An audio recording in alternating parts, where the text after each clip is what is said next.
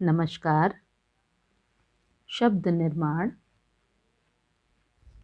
यानी इस शब्द निर्माण की प्रक्रिया जो कि अनवरत चलती रहती है, ये उपसर्ग, प्रत्यय, समास, संधि इन सब के माध्यम से होती रहती है।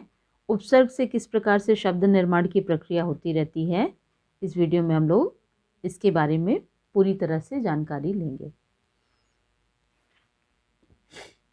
सीबीएसई पाठ्यक्रम में शब्द निर्माण ये कक्षा 9वीं के पाठ्यक्रम में है, लेकिन ये वीडियो कक्षा 9 से 12वीं तक के सभी छात्रों के लिए उतनी ही महत्वपूर्ण है।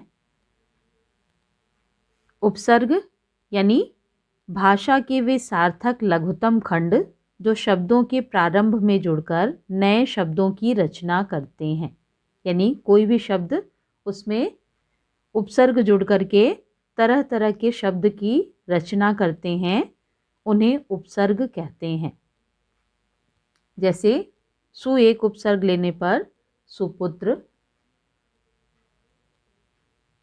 या फिर कोई भी शब्द उसके आगे जोड़ देंगे सुकन्या, या कोई भी शब्द लेंगे तो एक नया शब्द जुड़ जाएगा और वो उपसर्ग जो है उसका अर्थ भी होता है।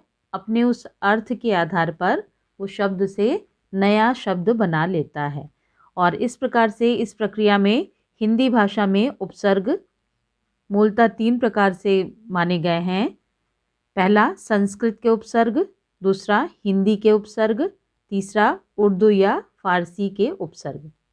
संस्कृत के उपसर्ग जिन्हें तत्सम उपसर्ग भी कहते हैं। तत्सम यानी उसके समान, उसके किसके यानी जो मूल भाषा है, जिससे सभी भाषाओं की जो जननी है यानी संस्कृत, यानी संस्कृत के समान जो शब्द हैं जो अपने आप में शुद्ध और परिमार्जित हैं, उन्हें तत्सम उपसर्ग कहते हैं। संस्कृत के उपसर्ग या तत्सम उपसर्गों को हम निम्नलिखित उदाहरणों के माध्यम से देखते हैं। उपसर्ग और उनके अर्थ समझ लेने पर नए शब्द जितने भी बनाना चाहें हम स्वतः बना सकते हैं।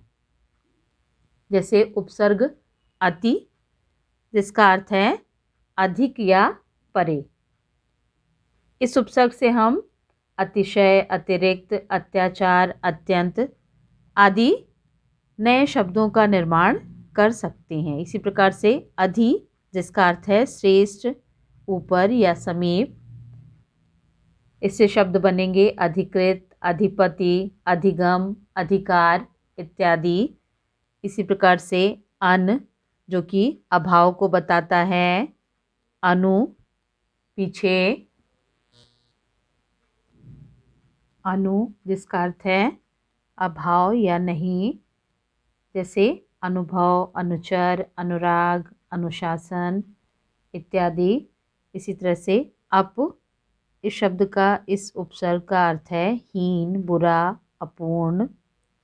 अव नीचे, जैसे अवतरण, अवरोध, अवगुण, अवमूल्यन। अभी, इस उपसर्ग का अर्थ है सामने, पास या चारों ओर। आ तक, जैसे आमरण यानी मृत्यु तक। उत श्रेष्ठ, उत्साह, उत्पन्न, उत्थान इत्यादि से शब्द बनेंगे। उप छोटा, जैसे उपसंपादक। इस तरह से ये उपसर्ग जो हैं ये शब्दों के साथ जुड़ करके एक नए शब्द का निर्माण करते हैं। दूसरे प्रकार के उपसर्ग हैं हिंदी के उपसर्ग, जिन्हें तद्भव उपसर्ग भी कहते हैं। तद्भव यानी जो उसके समान हो सकते हैं, उसके यानी संस्कृत के समान हो सकते हैं, है नहीं। अन्य शब्दों में कहें तो जो अशुद्ध या विकृत रूप हैं, जो संस्कृत के समान बनाए जा सकते हैं, उन्हें तद्भव उपसर्ग कहते हैं। जैसे अ, अन, अघ, औ, उन, कु, नी, सु, भर, ये सब तद्भव उपसर्ग हैं जिनके अर्थ हैं आ उपसर्ग यानी रहित या अभाव, अन जो कि निषेध को बताता है। आ उपसर्ग से अनाथ, अधर्म, अछूत इस तरह के शब्द स्वतः बन जाते हैं। अनजान, अनचाहा, अनबन, अघ यानी अधपका, अधमरा, इस तरह से औ, हीन, अवगुण, अवघट यानी गुणों से जो हीन है, अवगुण, उन, कम, जैसे किसी भी संख्या में उन लगा देने पर एक कम हो जाता है, जैसे 30, 29, 30 में एक कम 29, या फिर 49, 59, इस तरह से उन यानी कम, 60 से एक कम 59 यानी 59। कु या का ये बुरा इस अर्थ को बताता है। नी रहित, सु या सा जो कि सुंदरता को बताते हैं, जैसे सुकर्म, सुनंदा, सुफल, सुडौल।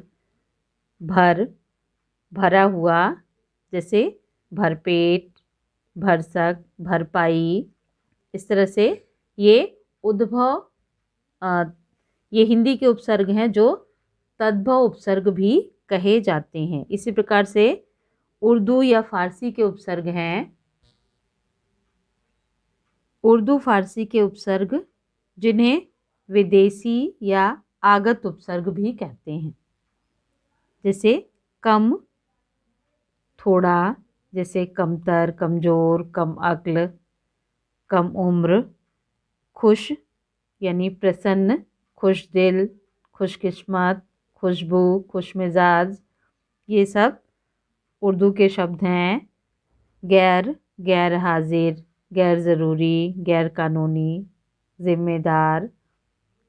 दर यानी में, दरअसल, दर हकीकत, दरमियान। इस तरह से उर्दू फारसी के शब्द आकर के हिंदी भाषा में नए नए उपसर्गों का निर्माण करते, उपसर्ग के माध्यम से नए नए शब्द का निर्माण करते रहते हैं और ये प्रक्रिया अनवरत चलती रहती है। इसी प्रकार से अंग्रेजी के भी कुछ शब्द हैं जो उपसर्ग के रूप में बोलचाल में पूरी तरह से प्रयोग किए जा रहे हैं और शब्द भंडार को बढ़ा रहे हैं। अंग्रेजी के उपसर्ग जैसे chief, chief justice, general, general manager, deputy, deputy collector, half, half day, vice, vice principal. इस तरह से ये शब्द हैं उपसर्ग के रूप में इनका प्रयोग करके अंग्रेजी से जैसे ये शब्द हैं उसी प्रकार से हिंदी में ले लिए गए हैं। सीधे शब्दों में कहें तो उपसर्ग यानी भाषा के वे छोटे छोटे अंश, और इन उपसर्गों को जब तक कि हम शब्द में, मूल शब्द में जोड़ेंगे नहीं, तब तक ये अपना वास्तविक अर्थ नहीं दे सकते। यानी उपसर्ग यदि शब्द में नहीं जुड़ेंगे तो वो निरर्थक रहेंगे।